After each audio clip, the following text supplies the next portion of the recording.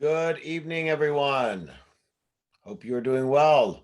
We're going to get everybody in out of the waiting room. See some people in there now already. That's wonderful. Let's go ahead and get everybody in from the waiting room.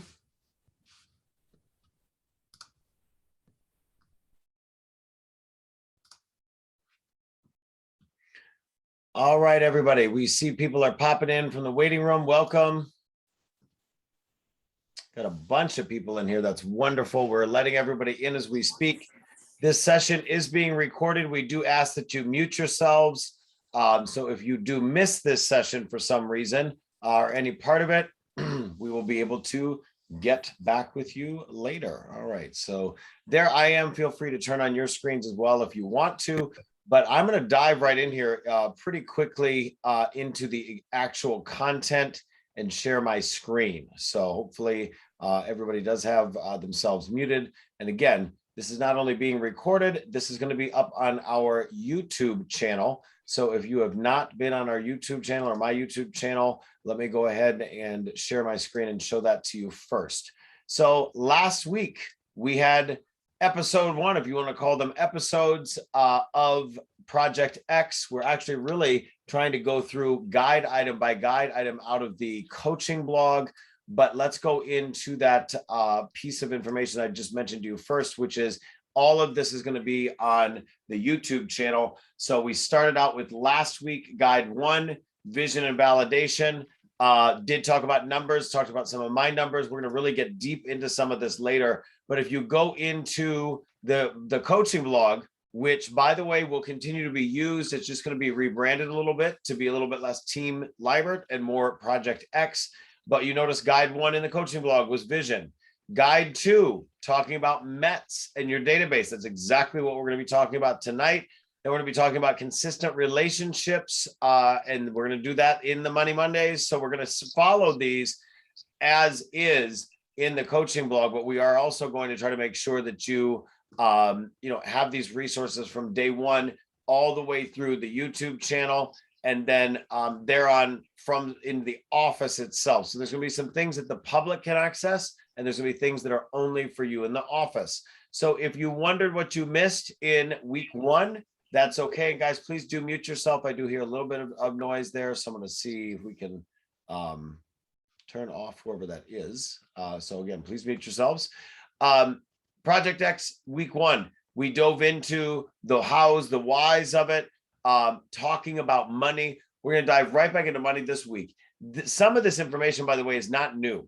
And what I mean by that is it is information I've been talking about for years, things I've been studying for years. If you go into my LinkedIn, I have a lot of articles on LinkedIn. Now, that's not something that's posts, it's articles. You would go in there and look at them. You may have read the one from Friday. I hope you did.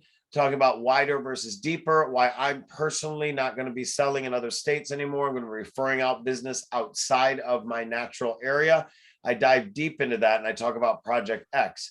But way back below that, we talked about theme days. We're going to dive into theme days again, and we're going to dive deep because we have rethought the realtor theme days that Corbin gave us because they're beautiful, that makes sense, but there's some things we're going to expand on in that.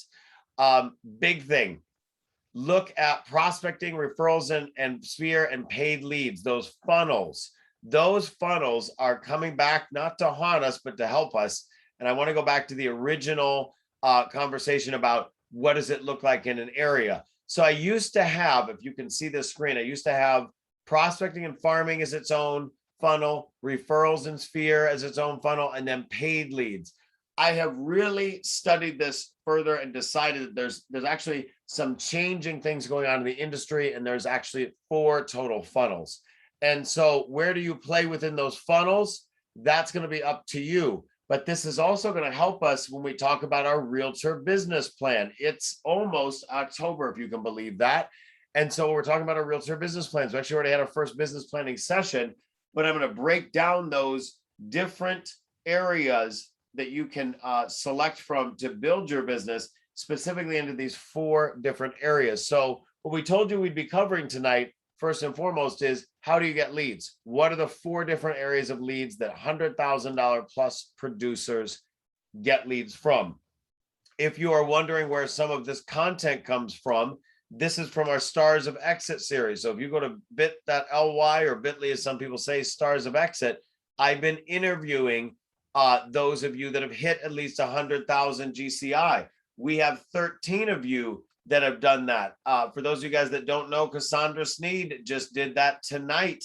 Today, she crossed the $100,000 mark. We knew that was coming, so we went ahead and interviewed her and got that podcast up. We have Ebony Mills is going to be next up, so she's going to hit that soon, and we know when that's going to be, and we're going to have that information up and podcasted and recorded. How she got to 100,000, she's done that before. We've got more people coming that are doing this, so I'm super excited to share this information with you guys.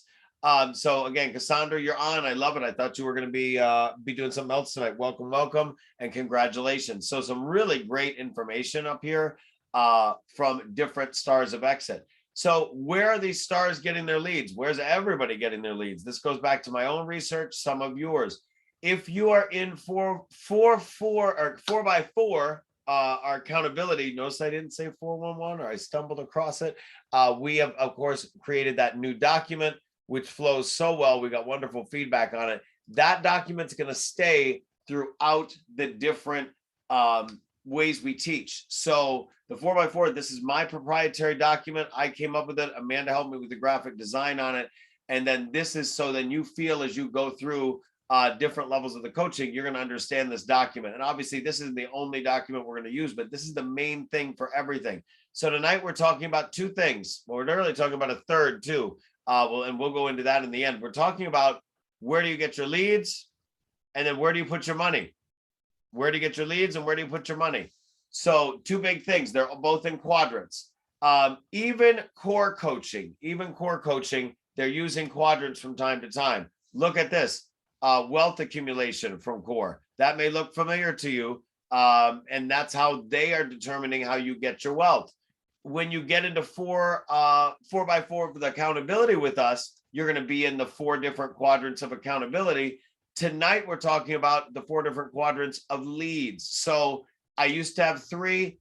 I've actually now, in the more research and the more breaking down of things and the changing industry itself, moved it to 4. Here are the 4 categories.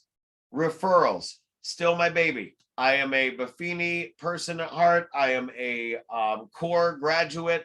And those 2 programs, those 2 gentlemen that started those programs, along with Rita Casey, that was the second founder of Core, they swear by referrals, and so do I.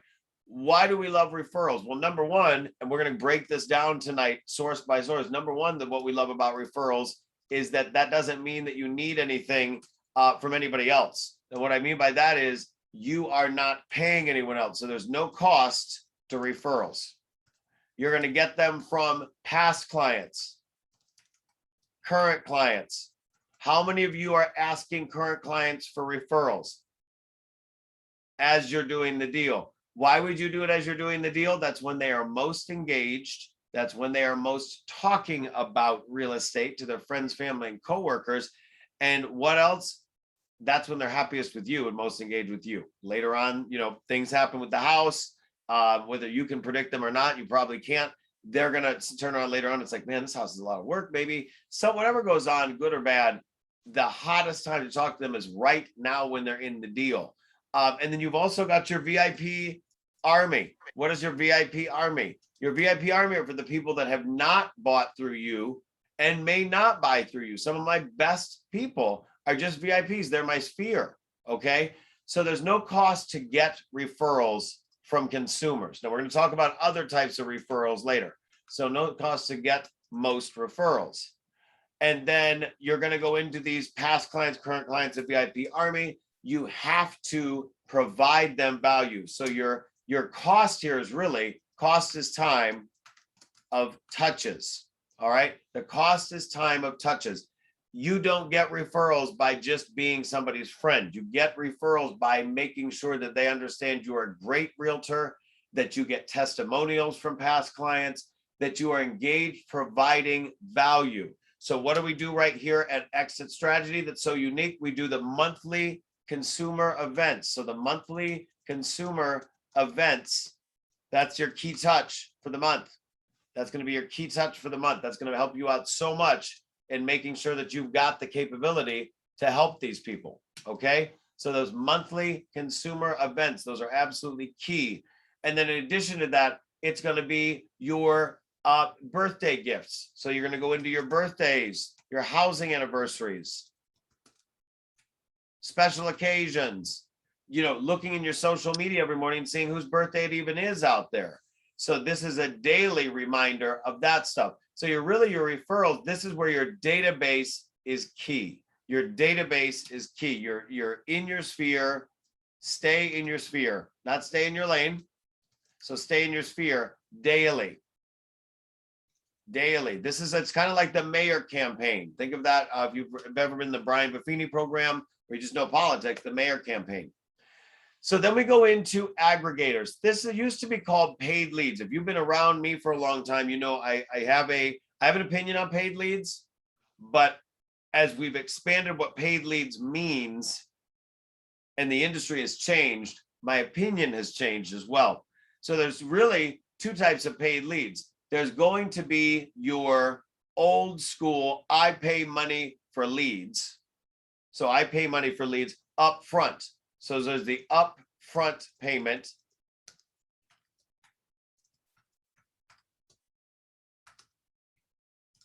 Now I'm going to put right next to that a Y. And here's why I'm saying why to that. Because any good lead source now,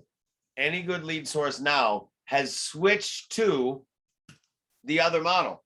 And if you're thinking Zillow and things like that, guess what? Zillow is in the process of over time moving to also this, what I call the aggregator model. The aggregators charge differently. The aggregators are on a percentage basis. Why do I like them? They're in the deal with you. So that's what I'm going to say, the versus aggregators, because they're in the deal with you, they're going to take a percent. So if you think about it as a $% versus percent, a percent after close, there's no upfront fee.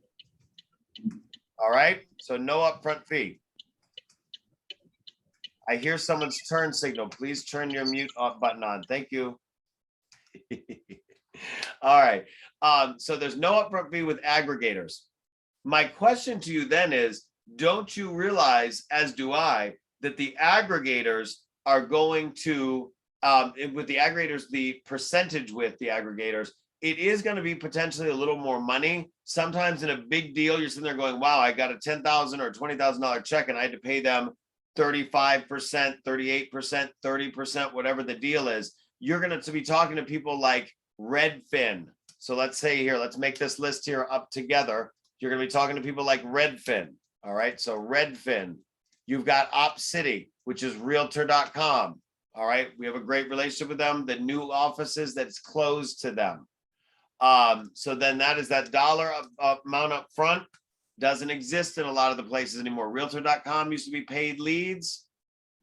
It's now an aggregator. They're looking for that percent on the back end. What are they going to make you do? They're going to make you update your screens weekly. They are obsessed with screen updates. So status updates, a must. And guys, I got to tell you, I used to hate them for making me do that.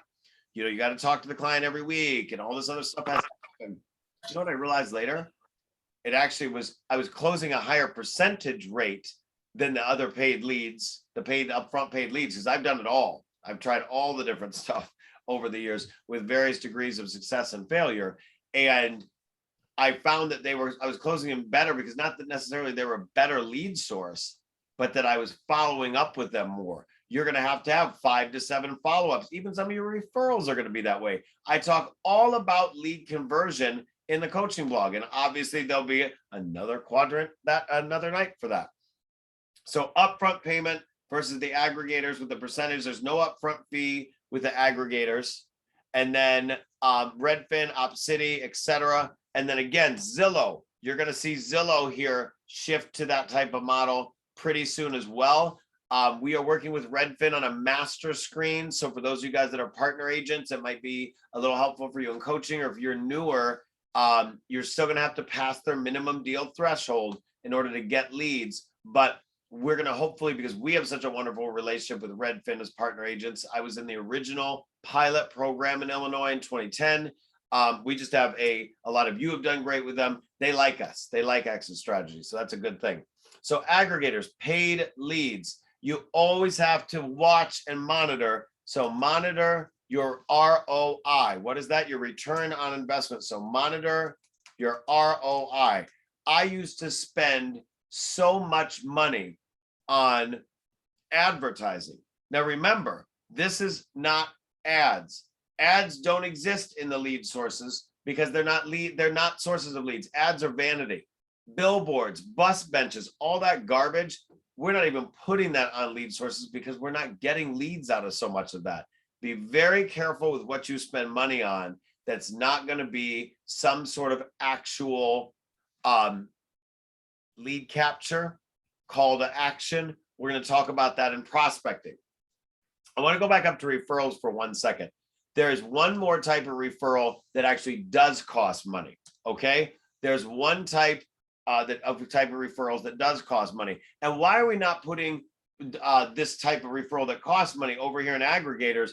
Because an aggregator, if you look up the definition of aggregator, which I did before I started using the term, I have not seen that used by any other realtor coach. It makes such sense that it is, though, because aggregator is something such as a website, which most of the aggregators are, that's pooling things together. It's grabbing people in. Think of like almost like a funnel. They're operating as a funnel and then spitting everything back out at the bottom, funneling it and then spitting out, dispersing them. That's an aggregator. What's not an aggregator, but is something that has a percentage referral fee. So it's the only paid type of referrals. So we're going to say paid referrals come from other realtors. Be careful that you're not spending a ton of time talking to the realtors, but also don't block them on social media, interact with them. I got a lot of deals from other realtors in 2 spots. EXIT Realty agents that I've masterminded with or just connected with on social media and stayed in contact with. And even more than that, because a lot of the EXIT agencies use the EXIT Realty Connect app to find a great agent, hint, hint. You know what happens? Other brokerages, agents at small independents, people that don't have a local Chicago connection, they go and click a couple keys. Somehow they find me. A lot of times it's LinkedIn. And if you shot them down on the way in on LinkedIn or Facebook, well, I don't want to talk to other agents. I don't want them seeing what I'm doing. Well, number one, they're never going to decide to come to EXIT. We're going to talk about residuals on the next slide. But what an opportunity for you to build relationships quickly, not just for sponsoring, but more importantly for referrals. Not local agents around you. That's a pretty rare thing. Although I still talk to all them too, because they're local, they're most likely to join our office. But what more is important is the out-of-town agents that don't have a referral partner here. Get in their inbox, get them on your newsletter, send them a side newsletter, whatever you want to do. But again, I do a lot on LinkedIn with other agents. What about the old school method? Nobody likes it. So unpopular. Prospecting. Oh my Lord. Prospecting. Open houses. Open houses. The poor, long neglected open house. Open houses. You know, it's free for most type of prospecting. Most type of prospecting is free. So I'm going to go ahead and add that at the top. Most prospecting is free. Time, not money. Takes time, not money. But then things like open houses, again, it's going to take money. It's going to take time, but it could take a little bit of money if you're not smart about it, or if you want to go over the top on it. I do have a whole, I'm going to say right here, check out the 11th level open house coaching. Okay. 11th level open house. Those are the ones where you don't spend money and you're smarter with your time and you can get more people in the door. But what else besides that? Well, of course, you've got our friends, FSBOs and expireds. FSBOs and expireds. Could cost you a little money for the stamp, or maybe you want to do digital. You know, you do some door knocking, you do some digital door knocking. Oh, wait, speaking of door knocking, so we're going to say, what type of people are you knocking on their doors? Well, of course, there's the old school traditional just solds, one of my favorite, just solds, just listed, and then farming. So we're going to do this as a separate one, farming an area. So farming an area is different than just solds and just listed. Just sold and just listed, that's on your own activity. On your own activity. And then farming an area is not linked to a specific transaction. Okay, hope that makes sense. And I'm reading from my notes here that it looked like chicken scratching. So this will be the first time some people have seen this, because some of this is just literally over here in my notebook. Let's see what else I wanted to say on this. Opened up a extra window there. Sorry about that. With prospecting, you also have the old school, true old school door knocking. So true door knocking. And then, of course, one of my favorite, networking. Networking. That's going to be at events. That's going to be at online events. That's going to be sphere of influence, but prospecting. So referrals come from people you already know. Prospecting is people you don't know. So just think of that as a differential, though. So networking, events. We're going to put next to this, haven't met / people you don't know. Don't yet know. Okay. Any questions before? You know what? I'm gonna go ahead and do my fourth one, because this is a brand new one. No one has seen us talk about this yet, although we all kind of hint around it. If I had to say spend time on anything, I would say referrals number 1, prospecting number 2, and especially as a new agent prospecting, because you're not gonna, it's hard to get referrals from people that don't know you're good yet. Aggregators, paid leads, be very, very careful with those. The aggregators, I'm going to say aggregators and paid leads, so that there's a differential there, because the difference is aggregators are still paying for it, but it's going to be on the back end. So aggregators are on the back end, which to me, especially as a new agent, but any agent, that's a little bit less scary to me. Okay, it's a little bit less scary to me. So aggregators and paid leads, we talked about them. I want to get this little symbol out. It's going to drive me nuts if I don't. There we go. And then what is channel accounts? This is the fourth one. What I don't like about channel accounts is I feel like people run to these because they don't want to prospect. They run to these because they haven't built the referral relations. They run to these because actually it'd be easier just to pay for leads, but they don't have the money. So they say that they're going to go after, drum roll please, REOs. Okay. Well, right now there aren't any. All right. There's very few. There's probably not going to be a lot anytime soon, because everything that's coming in that's distressed is going to be a short sale. So these are going to be very rare for quite a while, because most people are educated enough not to let their property go back to the bank.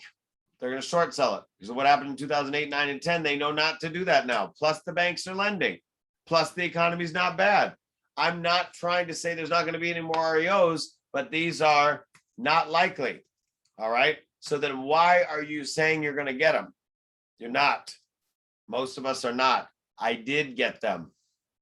I didn't like it. I did get them. It was okay. But that was in a very down market, and it took me a year and a half to build that relationship. And it was a relationship I don't even know was possible today.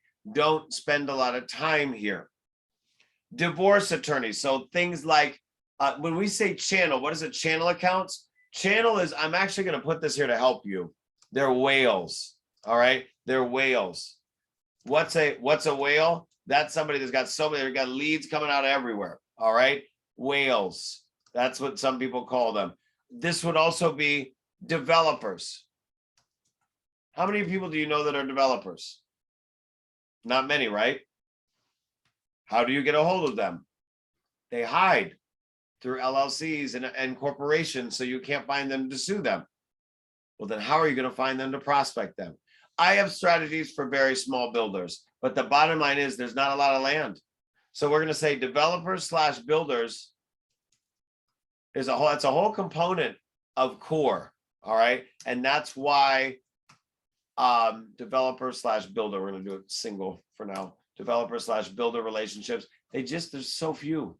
There's so few. Why are you barking up that tree when you're disrespecting all the business over here on the right, top, and bottom? But there are some people like divorce attorneys. I kind of like that idea, right? Estate attorneys. So trusts, estates. So let's say probate.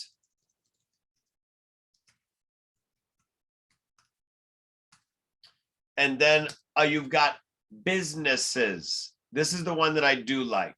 Okay. Businesses, business owners, business owners. These are the type of people like my friend Joanna that owns the iBoutique. You may have seen a preview of episode 2 of Selling Chicago. We put that out last week. She's an iBoutique owner. She has got a database of hundreds of clients. Might be nice to talk to her, maybe do some sort of co-branding, maybe do some sort of relationship building.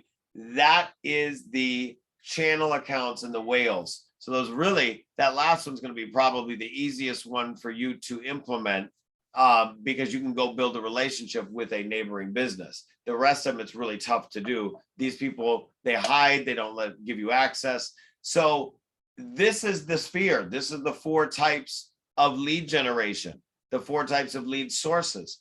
What questions do you have for me? Questions, comments? I have a question, Nick. This is Shonda. How are you? Yes, Shonda. I'm good, thank you. How are you?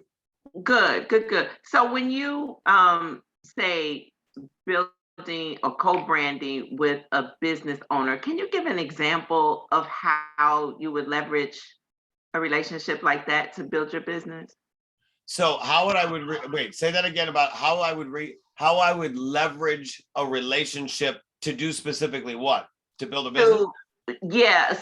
So you use the example of your friend Joanna. So yes. How would you, if you could give an example of how you would build your business by using her database? Great question. So I actually have, and I'm going to give you the answer, a short version of it, and then I'm going to tell you where to find the long version. The short version answer is that number one, I went in to her iBoutique, and she's a doctor of optometry. She's a DO, so it's not just sunglasses, although she does have a really nice, kind of a wall of that stuff too. And I struck up a conversation with somebody on the staff. She ended up coming out between appointments. I said, hey, I'm a realtor in the area. I'm looking to build some relationships. I've got a newsletter that comes out once a month, and I focus on a different community member every month. Would you like to collaborate? Maybe give a discount code. Are you looking for new clients? Are you looking to give a discount or some sort of special thing that I can promote so that people, number one, are looking at my newsletter, but number two, there's more people coming in the door of your iBoutique. It worked out great. Like any other person that's going to want a win-win situation, a lot of times it's just explaining to them how they're going to get something out of it versus doing an ask. All these businesses, even in COVID, have plenty of people knocking on the door and bothering them.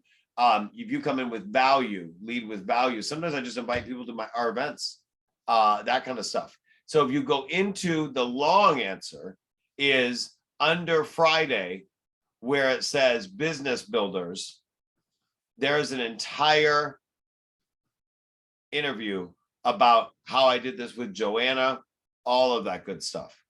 It really breaks down all of that, how to figure out who people are, how to get a hold of them, what to do.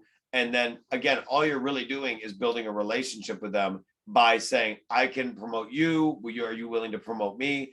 A non-hungry business, somebody that's looking to retire soon may not really care about that. Someone that's young and hungry. I'm not necessarily saying that Joanna or anybody else is hungry, but someone that wants more business. They're just a savvy business owner. They realize you have a database. they will probably put together a little incentive for you. And sometimes I'll just go in there and say, hey, I've got a seminar upcoming, looking to help people out, empower their lives through real estate. Can I put a couple flyers in here? Can I put a couple business cards in here? My doctor, I'm there more often than I used to be. And I walked in there the other day and I had a stack of my business cards. And I said, the big ones that I've got. And I said, can I put these out on the table? And he goes, well, it's COVID. There's not that many people in here, but you know what? I'll do that with you.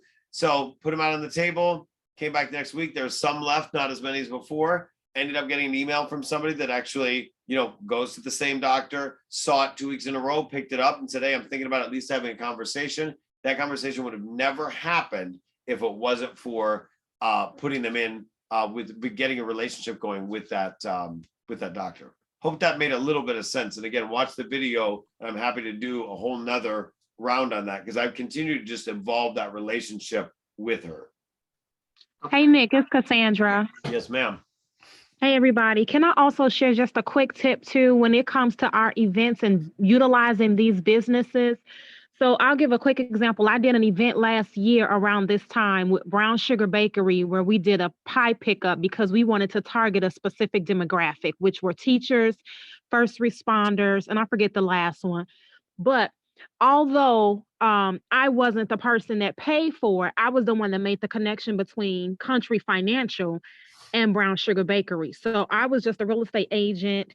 And although for that one, I did pay a small portion, most of the people that we're looking at and these extra business partners, they have a budget that they can utilize to help us with paying for these types of events. And to Nick's point, all these businesses want is the exposure, whether they're a new business, whether they're already established, even a well-established business wants to go to the next level. So your few clients that you might bring in for that one event could help take them from one category financially to the next category. Yeah. But also leverage your partners. Don't always feel like you got to come up with everything. Leverage your partners around you. If you don't have them, create them. They're everywhere. We are the ones that really control the transaction. We are the nucleus of these transactions. If we don't exist, none of them get paid. So just keep that in mind. That's all I had, Nick. I love that though. That's you. Great. And Cassandra is a great example of, really reaching out to the non-big box retailers. You're not going to get into Best Buy most likely and create a relationship with Best Buy because Mr. Best Buy doesn't exist. It's a massive company. But you go into Brown Sugar Bakery, Halstead Eye Boutique, places like that. That owner's probably sitting in the back, if not up front, or you can find him online. So watch that video, guys. Take what Cassandra said to heart. We're both working that angle, but it's not an angle. It's actually a value proposition that it means something to us that we're also helping small businesses. So these are great questions so far, great questions and comments so far. Who else has anything on the lead sources before we talk about money? Nick, this is Lana. So where do you have the just sold? Oh, I see it under prospecting. Yeah, because prospecting, most of it, it's you're prospecting for new business, not a referral. It's not coming from a third party. It's straight up prospecting is your own work product, but it's not people you already know. Okay. Who else? By the way, we have a really good turnout again, guys. There's over 24 people on this, so you guys are making me happy. I'm going to go ahead and take the liberty then of going on to money. Let's talk about money. So money, there is with money, there's an aspect of this that you notice that a lot of people don't talk about. And I hate that. I'm so tired of feeling like, the whole point of ProjectX is very transparent, that I show you how I make money. I show you how other agents make money and don't, and with things that I shouldn't have done and wish I hadn't and lost money on the same way with other agents. I missed opportunities over the years. So for you guys, the opportunity here is to learn and then share the same thing, because all of us in the world, not just realtors, are going to be able to do these things on the left: stocks, bonds, and currency. They're going to be able to do real estate investing on the bottom. So if we really break out these two categories and show each other what to do and mastermind, you'll be able to turn those two categories into places that you're teaching your database. Remember in guide 1, I have my friend Brock with me. He's also one of my vendors. I could call him a channel account, maybe not yet a whale, but he knows people and he sends me people. I showed him some things in my personal finance world that have helped him out. Guess what? It indebts them to you a little bit. It's a win-win relationship. So here in the Money Matters, this 4x4, we're going to talk about commissions first. Then we're talking about residuals, real estate investing, stocks, bonds, and currency. I think I mentioned you already, I'm not the only one doing quadrants. There's core, but with core, it's like, okay, well, tell me more about some of these categories. And it really, there's just not a lot of detail in some of that. So we are going to break down in detail over time a lot of these different categories. So, your commissions, my goal with you guys, with your commissions, is that you have this is your primary income, of course. This is where you eat. So you eat off of, and when I say eat, you make a living and spend towards that living. I'm trying to think the better way that let me read my note over here. That does not make sense. Trying to read my own serial killer handwriting there. This is where you pay your bills. I would like to see you as a full-time agent hit 100,000 in gross commission income equals 100% commission. My goal for all of you eventually is to cap. We're going to talk about, getting over 100% is going to be through the residuals, but I really would like to see you pay your primary bills only through your commissions. Now, for some of you on here, you're like, well, of course, where else would I pay them from? People have other jobs, they've got other things going on. You should be able to pay your bills and then some with your commissions. So I'm going to actually add that into here instead of making its own thing, and then some.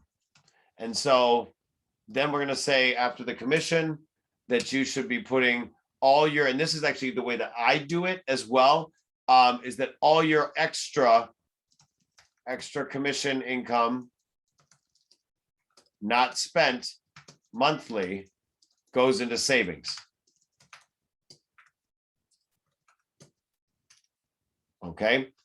And then from there, if you can get yourself at over 100% commission, then all of that extra money with the residuals, again, residuals, do not spend your residuals. So do not lump residuals in with your commissions. You keep those separate. Why would you keep them separate? We're going to talk about how to keep them separate in a second. You would keep them separate because these are what you save, okay? These are what you save. So if you're doing really good, and I'm telling you, you can go ahead and spend your commissions, that's wonderful. You need to be saving the residuals. So these need to be saved. You can now do direct deposit. You can now do direct deposit. You just call them and tell them that you lost your card and that you would now like direct deposit. So this is the potential for a second six-figure income. Even if it's not six figures, this is saved in a separate account. They should be used for investing in real estate and or stocks, bonds, okay? You can also keep some in cash. There's nothing wrong with having some cash, all right? But you need to keep these in stocks and bonds as well as real estate. I want to say one more thing about commissions and in general about stocks, bonds, currency, real estate investing. All of this is that if you play your cards right and are smart with this stuff, you will make money in your sleep. So there's the power of compound interest. And we'll talk over in, I think maybe the stocks, bonds, and currency, not touching those either. And let's actually go ahead and dive into there, and we'll come back to residuals in a second. So with stocks, bonds, and currency, this is where you're going to go into your maybe the left-hand quadrant under the savings. When you don't spend all your money, you're just going to be able to go over here to stocks, bonds, and currency. So that would be one option for that extra money. You could also just put it into a savings account. All right. So with your stocks, bonds, and currency, the beauty of these things is this: you make money in your sleep, but you also don't control it. Okay. Make money in your sleep, but you don't control it.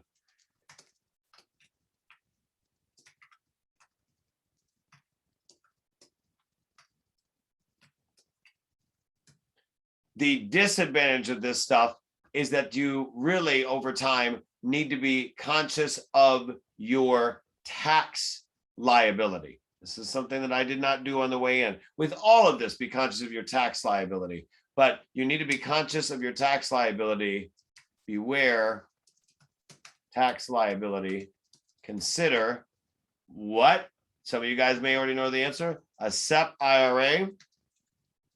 There's also a different type of 401k version that is a way for you to get rid of some of that tax liability, because the worst thing you can do is have a bunch of money that's in there and you think that's all your money, and then you pass away or you go to take it out of that account or whatever that is, and you can't get all of it, or that your successor, your heir, the person you willed it to, can't get all of it because of massive capital gains. So you've got to watch out for capital gains. You've got to watch out for inheritance tax, all that stuff. There's structures out there to work around that. I shouldn't say work around that.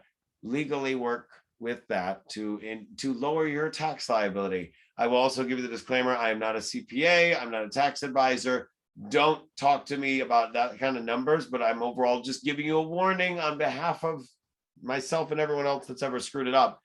Don't get involved with the tax liability stuff. I also love the fact that real estate investing, let's pop over to that screen for a little. We are going to bop back and forth a little bit with these. With the real estate investing, it is a highest ROI, just like it is for your clients, the highest ROI when you do a mortgage. Why? It's other people's money. So highest ROI versus stocks, bonds, because it's the ROI on your down payment, because you're mortgaging most of the property that pays off over time. You also control the asset.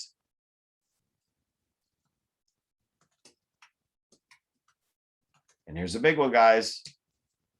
Tax liabilities can be postponed or waived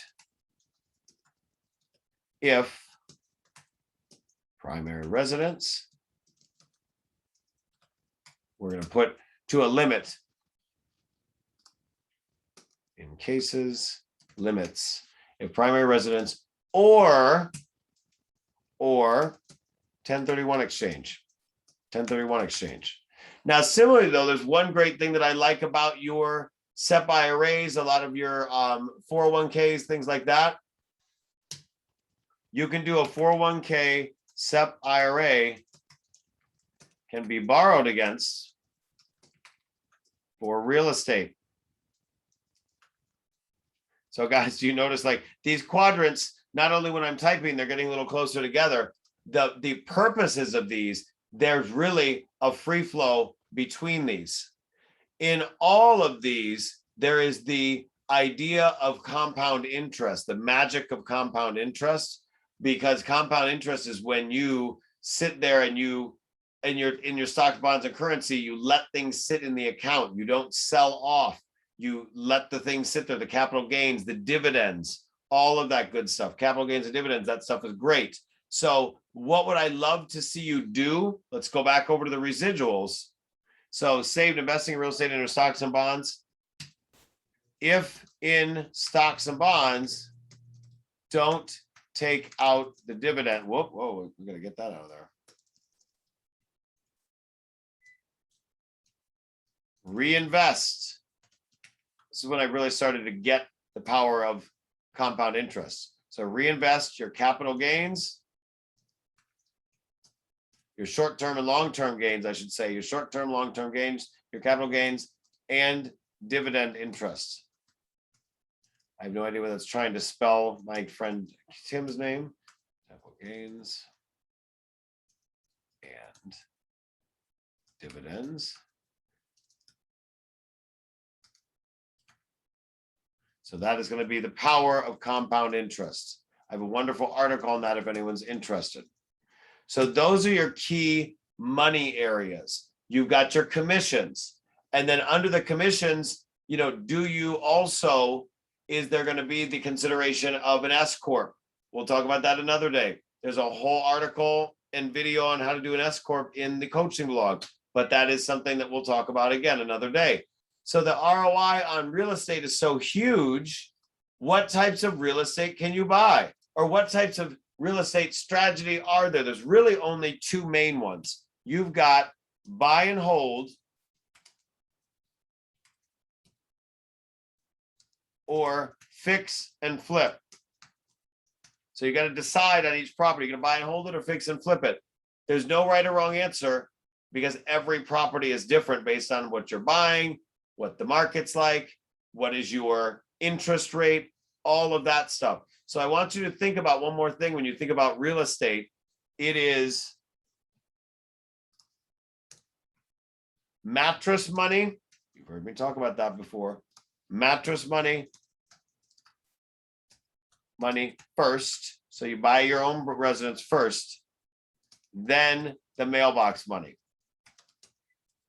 Mailbox money is where you're renting or you're getting checks that you just forget about almost. You're sitting there in your bed. It comes into your mailbox. You've already paid your own bills, doing your own commissions. This is the power of these multiple income streams. And I would love to see you get multiple income streams that are six figures. But you can't tell me too much, maybe there's an exception somewhere, that you're going to get six figure in any of the rest of these quadrants before you get six figures in commission. And here's why, is that residuals, unless you're a recruiter, a lot of it comes from influence. So you are out in the field, you're making friends, you're talking with industry contacts. You are the ones that are out there growing the reputation of the company. Why would you not be the ones also growing the company? So that is where realistically six-figure incomes and commissions first. I want to focus you there because people, I feel like, get distracted. So get that really going. So you've got enough extra money to start doing the real estate investing. You've got enough extra influence to start doing the residuals, to start getting more residuals in. I mean, I think even a new agent can recruit a new agent, but you know, that's something that over time you've got to figure out where can you spend your time. You can go into stocks, bonds, and currency. I really like mutual funds. I really like mutual funds. The reason why is I don't do the research. I let them do the research. Okay. I really like that. I want to be on autopilot with my money in a lot of ways. Doesn't mean you never check it. Even with the Tesla, when you're driving, letting it drive, you got to kind of keep your hands somewhat. You can't just go in the back seat and eat a sandwich. Not legally, not smart, but you can let the somebody else drive a little bit. It takes some of the pressure off of you. All of this, the point of all of this is I want some of the pressure off of you. If I can get you to focus in the lead structures here, pick out the right ones, dive deep into them, go in with strategy with me on some of these classes and make some money, then you can start spending money or I shouldn't say spending, putting money in investments. But you can't invest in anything when you're not selling enough real estate. So that's got to be your primary. I want to get those of you that are on the call that have some money to be thinking about the rest of these categories. But if you don't have any money yet, we need to stay focused on this document. And that document goes right back to accountability and mapping out what you need to do every day. So that's going to be a big, long, there's a lot of conversations ahead, but these break things down, I think, much easier than you sitting there having to read through an entire book to try to get some of this stuff out of us. It also breaks it down a lot better than just a little chart, and you don't have to read a bunch. But I want you to, in these money matters, let me see, I saw Carmen raised her hand. Let's talk to her quickly. And then I want to get into the tax conversation as far as the tax properties, the tax sale properties, because that's a bonus tonight. Carmen, go ahead. Hi, it's Carmen. Hello, everyone. I wanted to know if you have a Roth IRA and other investment accounts, should those monthly payments be coming from your commission as well?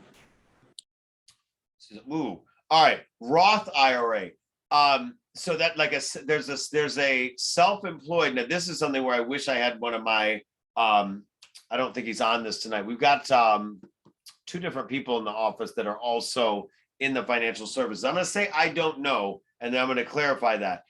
When you have commission income, you can absolutely take that as a 1099 and put that into a SEP IRA. There is another type of another product. There's like a self-employed 401k version, but those are the 2 that I know of. A Roth IRA, I'm not exactly sure the details on. So that's maybe we can learn about that together. And actually, I'll ask John from our office that does that stuff, that has the proper licenses. And probably it's time to get a good like tax advisor, investment advisor in the office as a speaker. So I don't know the answer to that. All I know is that Angela and the office, and when you fill out your C3, you can split where that money goes. And what do I mean by that? I get a $10,000 check after fees and all that, unless I'm capped and I'm at 100%. I get that money, and I can sit there and say, okay, Angela, put 8,000 into my Chase checking and put 2,000 into whatever your account is. So that's a thought for you. Remember, residuals, you can tell them to put that in any account. I cut up the debit card and the checking account card on the I have my 1099s, or my it's getting late in the evening. My residuals go to my retirement account at Fidelity. And I cut up they gave me a debit card, which blew my mind, and a checkbook, cut them both up. Now, yes, I can go into a Fidelity just like you can go into a Chase. But we will have a tax specialist. I'm working with one at Fidelity, going over what we can bring into the office to help you guys learn on that. So Carmen, that didn't really answer your question, but if you were talking about a SEP IRA or the 401k variant that's for self-employed people, or a savings account or a different checking account, you can split up where your money goes when it comes into EXIT. We're happy to do that. We want you to invest in your retirement. That's why I came to EXIT, was to build a better way for myself and everybody around me. I hope you guys know that.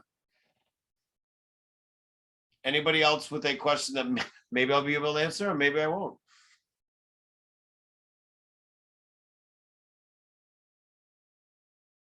Okay, let's talk about what I think some of you are on here tonight for. Let's talk about the tax sale. Cook County has a tax sale normally every year.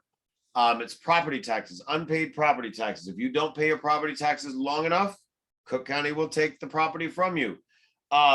And they won't, there's basically your taxes are being bought and then you lose the property. It is a very confusing process, both for the people losing their property potentially, and also for the people trying to monetize this. What's the money?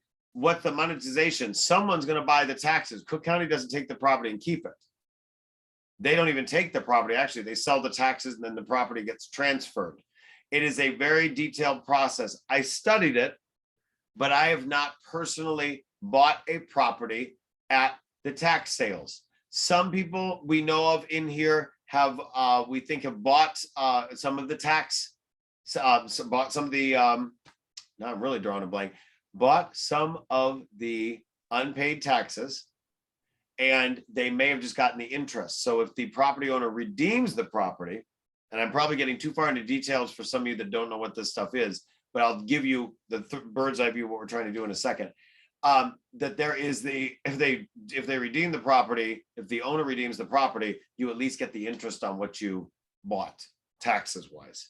So what I'm thinking is, because the tax sales were postponed because of COVID, for the 2018 taxes. All of a sudden, they are back on the books. November, there will be a tax sale. There's a lot of properties on that tax sale.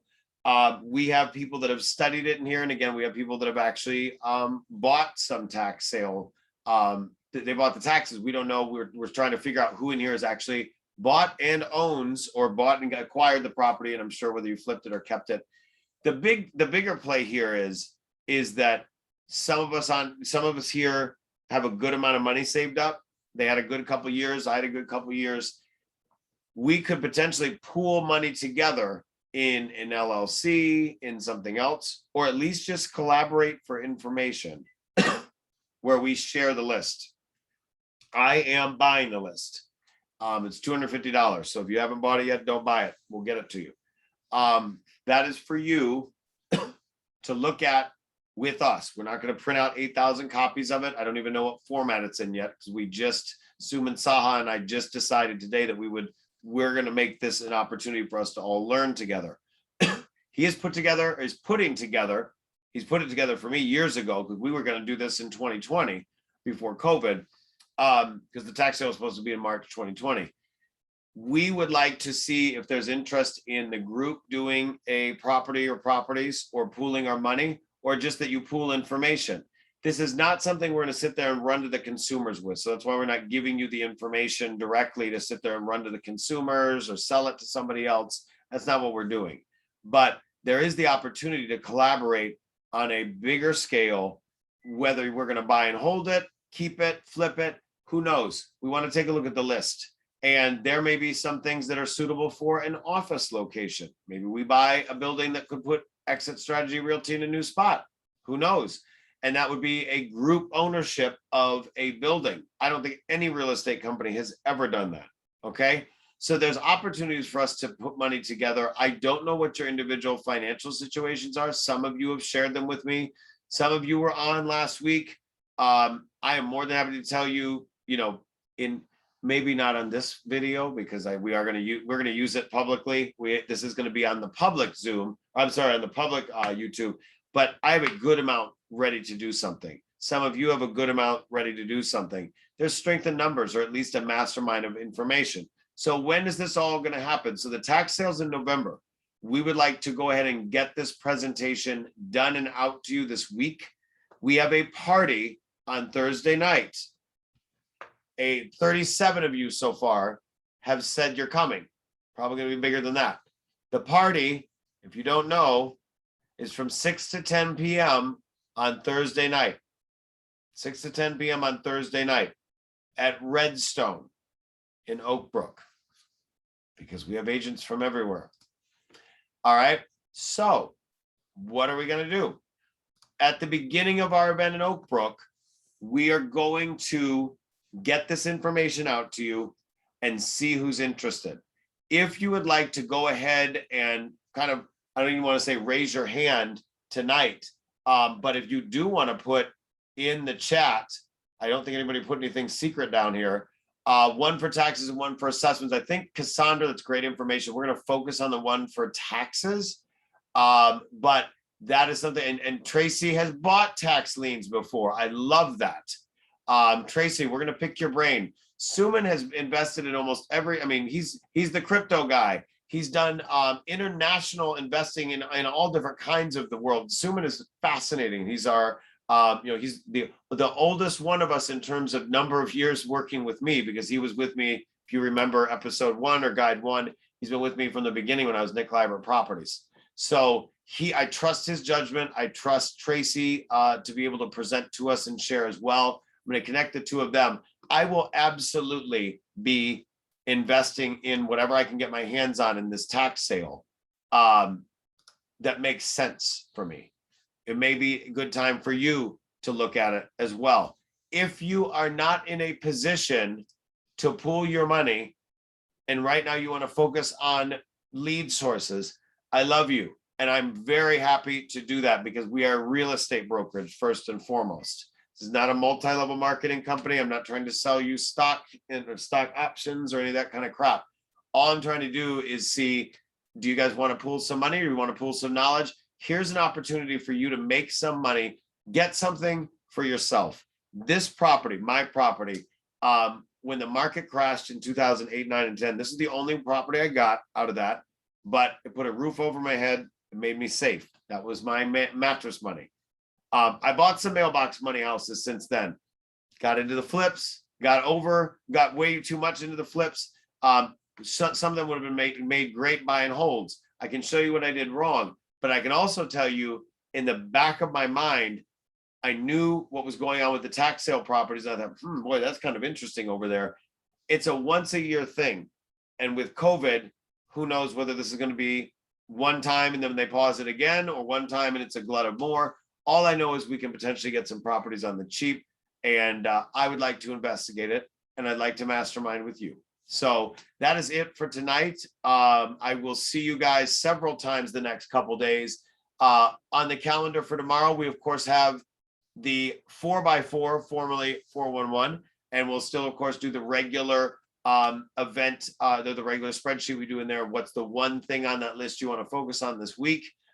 Wednesday, I'll be with you. Thursday, the tech and on Wednesday is huge information from corporate, but I'm going to provide you with what I call a stack on top of that news as well. And then Thursday we have a party, and we'll have some more cool stuff coming. So thank you guys very much for this. I appreciate it. If you can't make it to Oak Brook, Donna Crane, then we will be recording that information as well for you. And then commercial property tax liens. Yes, that's the same thing. This is all the tax sale, except the difference is with the commercial properties, the tax liens, the redemption period 6 months. So guess what? We're going to be looking very strongly at anything we can find as the commercial properties. So good question. All right, guys, thank you. Appreciate you. I actually have an 8:30 p.m. tonight interview with a top agent, so I have to go. Talk to you later. Bye-bye.